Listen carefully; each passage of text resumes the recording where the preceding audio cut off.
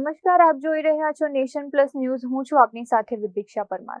અમરેલી જિલ્લાના સરમભડા ગામમાંથી પસાર થતી પવિત્ર શેત્રુંજી નદીમાં થઈ રહેલા બેફામ અને ગેરકાયદે રેતી ખનન સામે હવે આખું ગામ એક થઈને રણ મેદાને ઉતર્યું છે.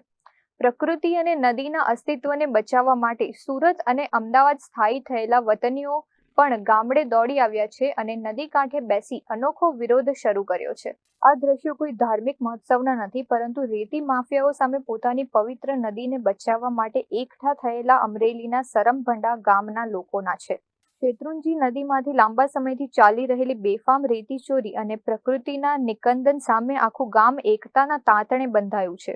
ભૂતકાળમાં આ મુદ્દે માથાકૂટો થઈ હોવા છતાં અને ખાણ ખનીજ વિભાગ સહિત ઉચ્ચ અધિકારીઓને વારંવાર રજૂઆતો કરવા છતાં કોઈ પગલાં લેવાયા નથી, જેથી આખરે કુંભકર્ણ નિંદ્રામાં પોઢેલા તંત્રને જગાડવા માટે ગ્રામજનોએ નદી કાંઠે જ રામધૂન બોલાવીને અનોખો વિરોધ નોંધાવ્યો છે.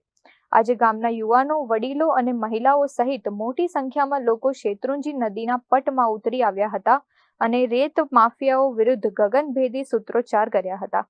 નદી બચાવવાના પવિત્ર સંકલ્પમાં સાથ આપવા માટે સુરત અને અમદાવાદ જેવા શહેરોમાં સ્થાયી થયેલા ગામના વતનીઓ પણ ખાસ પોતાના માદરે વતન દોડી આવ્યા હતા, જે દર્શાવે છે કે જનતામાં રેતી માફિયાઓ સામે કેટલો ભારે રોષ છે. અમારા ગામની નદીમાંથી જે ગેરકાયદેસર રીતે વેકરા અને ખનીજ રેતી ચોરી થાય છે એના વિશે ગામ અહીંયા અત્યારે ભેગું થયું છે. આની રજૂઆત અમે તંત્રને કરી હતી. તંત્રએ એવું કીધું છે કે 10-12 દિવસમાં તમારી ગામની સમસ્યાનો હલ થઈ જશે. જે કાંઈ રેત માફિયાઓ છે એને પકડી પાડવામાં આવશે અને કાયદાકીય રીતે જે કાંઈ યોગ્ય સજા, એની જે કાંઈ સજા છે સજા કરવામાં આવશે.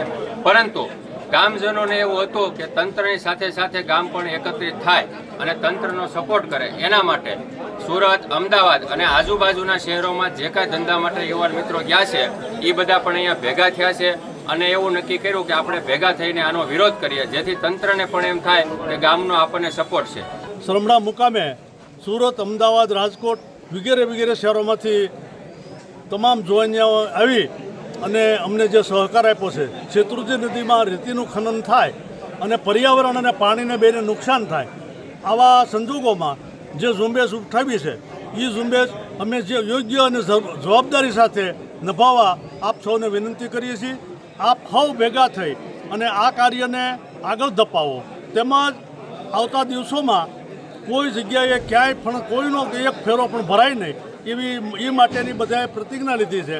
બધા એક થઈ અને આ રેતીનું ખનન બંધ થાય એ માટેની કાર્યવાહી કરી છે. સ્થાનિકોનો આક્ષેપ છે કે સતત થતા ગેરકાયદેસર ખનનને કારણે નદીનું અસ્તિત્વ જોખમાયું છે અને પર્યાવરણને ક્યારેય ન ભરાય તેવું મોટું નુકસાન થઈ રહ્યું છે. ગ્રામજનોએ તંત્રને ખુલ્લી ચીમકી આપી છે કે જો તાત્કાલિક અસરથી આ ગેરકાયદેસર રેતી ચોરી બંધ કરવામાં નહીં આવે તો આગામી દિવસોમાં આનાથી પણ વધુ ઉગ્ર આંદોલન છેડવામાં આવશે.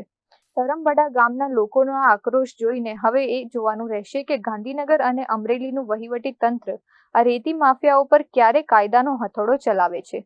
Dharmesh Mehta, Nation Plus News, Amreli.